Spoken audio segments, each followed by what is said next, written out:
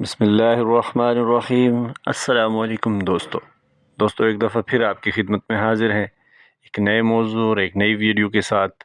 اور آج کی ویڈیو میں ہم آپ کو مختصر مگر مفصل طور پر بتائیں گے فلسطین پر اسرائیلی قبضے کی تاریخ۔ لیکن اس سے پہلے آپ تمام احباب سے گزارش ہے کہ چینل کو سبسکرائب کریں اور ویڈیو کو اینڈ تک دیکھیں اور لائک کریں۔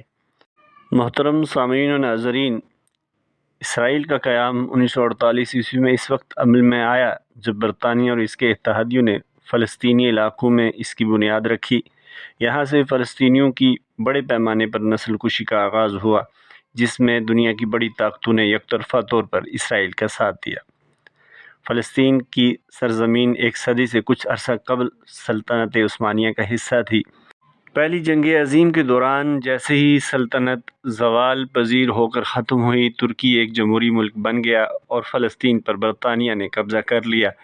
1917 عیسوی میں برطانیہ نے برطانوی وزیر خارجہ آرتھر جیمز بلفور کی طرف سے لیونل والٹر روتھشائلڈ کو لکھے گئے خط میں اسرائیل کے لیے راہ ہموار کرتے ہوئے فلسطین میں یہودیوں کے لیے قومی سرزمین کے لیے حمایت کا اظہار کیا۔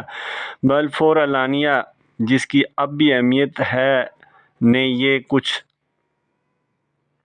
کہا کہ عربوں کے تحفظ کا بھی مطالبہ کیا کہ ایسا کچھ نہیں کیا جائے گا جس سے موجودہ غیر یہودی برادریوں کے شہری اور مذہبی حقوق کو نقصان پہنچے۔ پھر بھی اس میں ان کے سیاسی یا قومی حقوق کا ذکر نہیں کیا۔ جب فلسطین پر برطانوی منشور شروع ہوا تو یہودی آبادی 9% تھی۔ برطانوی الائنس کے تحت یورپی یہودی ہجرت کے ساتھ 1922 عیسوی سے 1935 عیسوی کے درمیان یہ فیصد بڑھ کر 27 ہو گئی۔ دوسری جنگ عظیم کے دوران ہولوکاسٹ 1940 کی دہائی میں نازی حکومت نے یورپ میں یہودیوں کا قتل عام شروع کیا تھا۔ یہودیوں کے لیے ایک بڑی وجہ بن گیا کہ وہ بڑے پیمانے پر فلسطین کی طرف ہجرت کر لیں۔ اس دوران یہ حقیقت بھی نظر انداز کر دی گئی کہ 1929 یا 1939 عیسوی میں برطانوی حکومت کی ایک دستاویز میں کہا گیا تھا کہ فلسطین میں سالانہ 10,000 افراد ہی ہجرت کر سکیں گے۔ اس میں ہنگامی حالات کو استثناء حاصل تھا۔ دوسری عالمی جنگ کے بعد 29 نومبر 1947 عیسوی کو اقوام متحدہ کی جنرل اسمبلی نے ایک قرارداد پاس کر کے فلسطین کو عربوں اور یہودیوں کے درمیان تقسیم کرنے کا فیصلہ کیا اور اسرائیل کا قیام عمل میں آیا۔ نیو یارک ٹائمز نے اس وقت لکھا تھا کہ عرب مندوبین کا واک آؤٹ اس واضح اشارے کے طور پر لیا گیا تھا کہ فلسطینی عربوں کا اسمبلی کے فیصلے سے کوئی تعلق نہیں ہوگا۔ اسرائیل کی وزارت خارجہ نے نوٹ کیا کہ 14 مئی 1948 عیسوی کو جس دن فلسطین پر برطانوی منشور کی میعاد ختم ہوئی، یہودی عوامی کونسل تل ابیب کے عجائب گھر میں جمع ہوئی اور ریاست کے قیام کا اعلان کرتے ہوئے درج ذیل اعلان کی منظوری دی۔ اسرائیل اس نئے ملک کو امریکہ نے اسی رات تسلیم کر لیا تھا، جبکہ سوویت یونین نے 3 دن بعد۔ اسرائیل کی بنیاد اسرائیل اور پڑوسی عرب ممالک کے درمیان ایک بھرپور جنگ کا باعث بنی، جس میں اسرائیل فتح یاب ہوا اور اس کا اختتام اس طرح ہوا کہ اقوام متحدہ کے ابتدائی منصوبے سے زیادہ زمین اس کے حصے میں آئی۔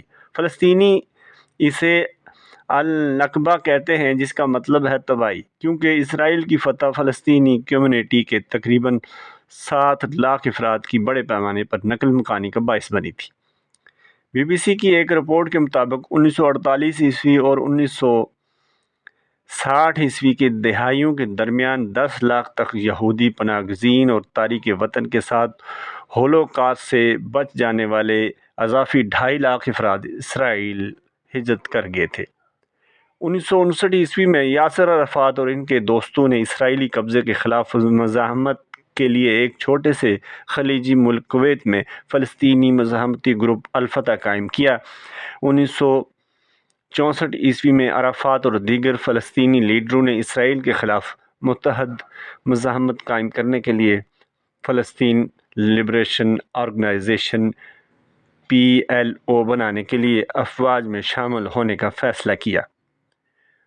1967 میں اسرائیل اور مصر، اردن اور شام کے درمیان 6 روزہ جنگ چھڑ گئی۔ اسرائیل نے مشرقی یروشلم، مغربی کنارہ غزہ، گولان کی پہاڑیوں اور سینائی پر قبضہ کر لیا۔ پیٹر آر منصور ہاورڈ انسٹی ٹیوٹ کے لیے لکھتے ہوئے نوٹ کیا ہے کہ جبکہ گولان کی پہاڑیاں اور مغربی کنارے کا بیشتر حصہ اسرائیل کے کنٹرول میں ہے، اسرائیل نے 1978 میں کیمپ ڈیوڈ معاہدے کے حصے کے طور پر جزیرہ نما سینائی مصر کو واپس کر دیا اور رضاکارانہ طور پر اسرائیلی بستیوں کو 2005 میں غزہ میں ترک کر دیا۔ 1973 میں ایک بار پھر جنگ ہوئی، جسے اکتوبر عرب اسرائیل جنگ کہا جاتا ہے۔ مصر اور شام نے یوم کپور کی مذہبی تعطیل اس سال 7 اکتوبر پر اسرائیل کے خلاف جنگ کی۔ دونوں فریقوں نے ماہ کے آخر میں جنگ بندی کے معاہدے کی کوشش کی اور امریکہ نے مذاکرات میں مدد کے لیے ہاتھ بڑھایا۔ 13 نومبر 1974 کو اقوام متحدہ کی جنرل اسمبلی سے خطاب میں PLO کے اس وقت کے رہنما یاسر عرفات نے دہشت گرد کے لیبل کو مسترد کر دیا تھا، ورنہ برطانوی استعمار سے آزادی کی جدوجہد میں امریکہ عوام دہشت گرد ہوتے، یورپی مزاحمت کے خلاف نازی دہشت گرد ہوں گے اور اقوام متحدہ سے مشرق وسطیٰ میں امن کے عمل کو آسان بنانے میں مدد کی اپیل کی۔ آج میں ایک ہاتھ میں زیتون کی شاخ اور دوسرے میں آزادی پسندوں کی بندوق لیے آیا ہوں۔ میں دہراتا ہوں کہ زیتون کی شاخ کو میرے ہاتھ سے گرنے نہ دیا جائے۔ یہ بات یاسر عرفات نے جنرل اسمبلی میں کہی۔ پہلا انتفاضہ یعنی فلسطینی شورش اس کے بعد شروع ہوئی، جسے اسرائیلی ایک حادثہ کہتے ہیں، اور فلسطینی اشتعال انگیزی۔ 8 دسمبر 1987 کو ایک اسرائیلی آبادکار نے، جس کی شناخت ہرزل بوکینزا کے نام سے ہوئی، نئے اسرائیل کے درمیان عریض بیت چیک پوسٹ سے گھر واپس آنے والے فلسطینی کارکنوں پر اپنی گاڑی چڑھا دی۔ غزہ میں جبلیہ اور مغوی میں 4 کارکن ایک دہشت گردانہ حملے میں مارے گئے۔ اس کے بعد احتجاج اور تشدد پھوٹ پڑا، جو اوسلو معاہدے پر دستخط ہونے کے بعد ختم ہوا۔ زیک بیوجیمپ نے ووکس کے لیے لکھتے ہوئے نوٹ کیا ہے کہ پہلا انتفاضہ فلسطینیوں کے مظاہروں کا ایک بڑے پیمانے پر بے ساختہ سلسلہ تھا۔ غیر متشدد کارروائیاں، جسے بڑے پیمانے پر بائیکاٹ اور فلسطینیوں کا اسرائیل میں کام کرنے سے انکار اور اسرائیلیوں پر پتھراؤ سے حملے وغیرہ، انسٹی ٹیوٹ فار مڈل ایسٹ IMEU کے مطابق مقبوضہ علاقوں میں انسانی حقوق کے لیے اسرائیلی انفارمیشن سینٹر کے اعداد و شمار کے مطابق پہلے انتفاضے میں فلسطینیوں کے ہاتھوں تقریباً 150 اسرائیلی ہلاک ہوئے، جبکہ اسرائیلی افواج نے 1000 سے زائد فلسطینیوں کو ہلاک کیا۔ اکتوبر 1991 میں اسپین نے میڈرڈ میں ایک امن کانفرنس کی میزبانی کی، جس کی مشترکہ میزبانی امریکہ اور سوویت یونین نے کی۔ اس نے اسرائیل، لبنان، شام، اردن اور فلسطینیوں کے نمائندوں کو لکھا اور اکٹھا کیا۔ 1992 میں واشنگٹن اور ماسکو میں مذاکرات جاری رہے۔ جیسا کہ امریکی محکمہ خارجہ نوٹ کرتا ہے، 1993 تک واشنگٹن مذاکرات تعطل کا شکار ہو چکے تھے اور اسرائیل فلسطین اور اسرائیل اردن کے خفیہ مذاکرات کے ذریعے ختم ہو گئے تھے، جس سے اسرائیلی فلسطینی اصولوں کا اعلانیہ نام نہاد اوسلو معاہدہ تیار کیا۔ ستمبر 1993 کا اور اکتوبر 1994 کا اسرائیل اردن امن معاہدہ۔ 1993 میں اسرائیل وزیر اعظم یtzhak رابن اور فلسطین لبریشن آرگنائزیشن کے رہنما یاسر عرفات نے اوسلو اعلانیہ پر دستخط کیے تھے۔ اگلے سال عرفات نے فلسطینی نیشنل اتھارٹی قائم کی، جس کے تحت اسرائیل کو غزہ کے بیشتر حصے اور مغربی کنارے کے شہر جریکو سے نکل جانا تھا۔ 1994 میں اردن اور اسرائیل نے اکتوبر میں امن معاہدے پر دستخط کیے، جبکہ دسمبر میں رابن، عرفات اور اسرائیلی FM شمعون مشترکہ نوبل امن انعام یافتہ بن گئے۔ یتزاق رابن کو 1995 میں ایک اسرائیلی انتہا پسند نے قتل کر دیا، جس کی وجہ سے پیریز وزیر اعظم بنے۔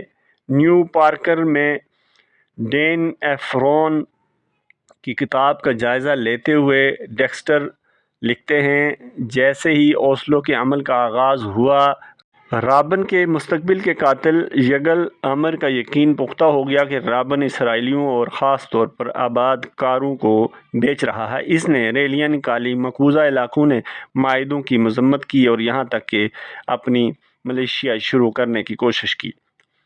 دوسرا انتفاضہ 2000 اور 2005 کے درمیان ہوا، جو پہلے سے زیادہ پرتشدد تھا۔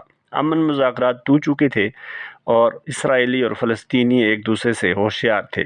IMEU نے ڈیٹا کے مطابق اس میں اسرائیل کے ہاتھوں 4878 فلسطینی ہلاک ہوئے تھے، جبکہ فلسطین کے ہاتھوں 1013 اسرائیلی۔ ستمبر 2012 میں امریکہ نے اسرائیل کے لیے $38 بلین کے 10 سالہ فوجی معاہدے کے منصوبے پر دستخط کیے تھے۔ رائٹرز کے مطابق یہ امریکی تاریخ میں اس قسم کا سب سے بڑا معاہدہ ہے۔ 2017 میں ڈونالڈ ٹرمپ نے فلسطینیوں اور ان کے حامیوں کو مایوس کرنے کے لیے یروشلم کو اسرائیل کا دارالحکومت تسلیم کر لیا۔ انہوں نے امریکی سفارت خانہ تل ابیب سے منتقل کرنے کا حکم دیا۔ مارچ 2018 میں ٹرمپ نے نوٹ کیا اور ٹویٹ کیا کہ 82 سال بعد اب وقت آ گیا ہے کہ امریکہ گولان کی پہاڑیوں پر اسرائیل کی خود مختاری کو مکمل طور پر تسلیم کرے، جو اسرائیل کی ریاستی اور علاقائی استحکام کے لیے اہمیت کی حامل ہے۔ جبکہ ترکی اور عالمی برادری نے اس کی مذمت کی۔ اسرائیل نے مقبوضہ زمین پر مزید غیر قانونی بستیاں تعمیر کیں اور ایک بستی کو ٹرمپ سے موسوم کر دیا۔ ٹرمپ کی نام نہاد ڈیل آف دی سینچری۔ اسرائیل فلسطین تنازع 2018 میں جاری رہا۔ 2019 میں اسرائیل میں متعدد انتخابات ہوئے، جن میں موجودہ بنجامن نیتن یاہو اور بینی گینٹز کے درمیان کوئی واضح فاتح نہیں ہوا، جس کی وجہ سے مارچ 2020 میں تیسرے انتخابات ہوئے۔ اس دوران امریکی صدر ڈونالڈ ٹرمپ نے اپنے مشرق وسطیٰ کے اس منصوبے کی نقاب کشائی کی۔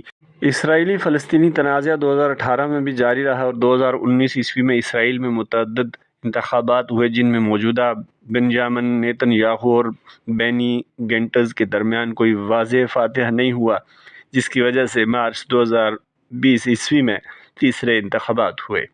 اس دوران امریکی صدر ڈونالڈ ٹرمپ نے اپنے مشرق وسطیٰ کے امن منصوبے کی نقاب کشائی سے قبل وائٹ ہاؤس میں نیتن یاہو اور گینٹز کی میزبانی کی۔ اس منصوبے کو فلسطین عرب لیگ اور اسلامی تعاون تنظیم OIC نے یکسر مسترد کر دیا تھا۔ صدی کی ڈیل، جسے Donald Trump deal of the century کہتے ہیں، بنیادی طور پر یہ امدادی رقم جو اسرائیلیوں کو دی گئی، فلسطینیوں کے حقوق کو اسرائیل کے حوالے کرنے کے مترادف ہے اور دو ریاستی حل کو مؤثر طریقے سے ختم کر دینے کے مترادف ہے۔ یہ بات تمام اقوام عالم کو معلوم ہے کہ اسرائیل کی پشت پناہی امریکہ اور اس کے حامی کرتے آ رہے ہیں اور ان کی ہر طرح سے مدد کرتے ہیں، جس کی وجہ سے اسرائیل عربوں اور عرب ممالک کی ریاستوں پر اور وہاں کے رہنے والے مسلمانوں پر ظلم ڈھاتا آ رہا ہے اور اپنی دہشت گردانہ کارروائیوں سے وہاں پہ قبضہ کرتا آ رہا ہے اور وہاں کے بے گناہ مسلمانوں، عورتوں اور بچوں پر ظلم کرتا آ رہا ہے۔ تمام اقوام عالم کو یہ پرزور اپیل ہے کہ خدا را اپنے مذہبی تعصب کو چھوڑ کر فلسطین کے مسلمانوں کے لیے آواز اٹھائیں، اور خاص کر تمام اقوام مسلم کو یہ اپیل ہے۔ اللہ تعالیٰ ہم سب کو پیارے نبی صلی اللہ علیہ وآلہ وسلم کے احکامات کے مطابق زندگی گزارنے کی توفیق عنایت فرمائے۔ اللہ تعالیٰ ہم سب کا حامی و ناصر ہو۔ اگلی ویڈیو تک کے لیے اجازت دیجیے۔ اللہ نگہبان۔